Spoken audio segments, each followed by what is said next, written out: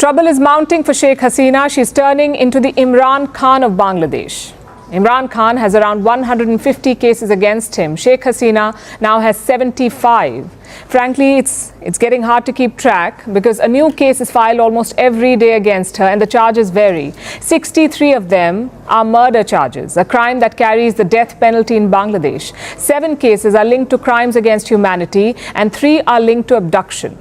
Of course, Hasina is in India right now, so she's beyond the reach of Bangladeshi authorities. The interim government has talked about extraditing her.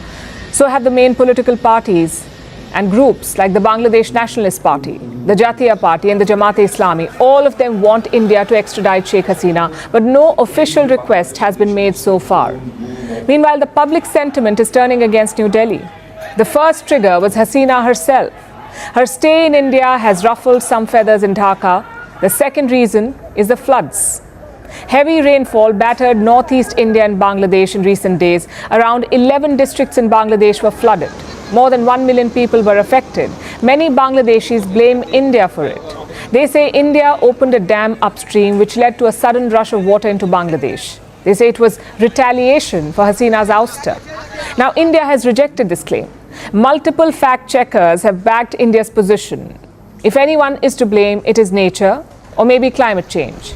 But such is the political climate in Bangladesh. The anti-India rhetoric is clouding public opinion. People are angry and confused, and they need someone to blame. But what is the interim government doing about it? Have they tried to cool the tensions? Well, quite the opposite. Let's focus on 2 recent moves by Dhaka. Number 1, they have released the chief of a Bangladeshi terror group. It's called ATB, or Ansarullah Bangla Team. Now, this is a group linked to the Al-Qaeda. Their chief is Jaishimuddin Rahmani. And he was in jail for abetting a blogger's murder, but the caretaker regime has released him. Now, the ATB is a headache for India as well. Reports say they have designs on India's northeast. In fact, 2 ATB terrorists were arrested in Assam this year. Sheikh Hasina did not tolerate such groups. She cracked down on them, but clearly the new regime has different ideas. Which brings us to the second move. Dhaka has lifted the ban on the Jamaat-e-Islami. We've talked about this group before. The Jamaat is a radical Islamist group. They have ties to the Pakistani deep state. They also opposed Bangladesh's liberation in 1971. In fact, the Jamaat collaborated with Pakistan. They helped Islamabad slaughter Bengalis. Again, Sheikh Hasina cracked down on them. She banned the Jamaat after the recent protests. But Dhaka has lifted the ban. The strategy here is quite clear. The public sentiment is anti-India, so the interim regime is tapping into it. They're actively courting India's rivals. Just look at this report. Bangladesh is buying military supplies from Pakistan, around 40,000 rounds of ammunition and 2,900 high-intensity projectiles. Now, such orders are not unprecedented, but the scale definitely is. Last year, Bangladesh bought 12,000 rounds from Pakistan. This year, they're buying 40,000.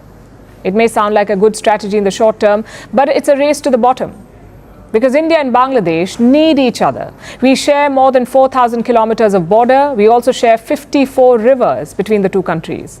Total bilateral trade is $14 billion. India is Dhaka's second biggest trading partner in Asia. And don't forget, people-to-people ties. Around 1.6 million Bangladeshis visited India in 2023. A lot of that is medical tourism. They come here for treatment and medical care. This is a relationship that goes back centuries. It is bound by culture, language, geography, and trade. You can't ignore it for politics. Yes, the public opinion is unfavorable, but Bangladeshi leaders are not doing anything to fix it. They're milking the rhetoric for popularity. It may work for them in the short term. It may even get some of these anti-India leaders elected, like we saw in the Maldives. But in the long term, both countries need each other. India realizes and accepts this. Bangladesh should too.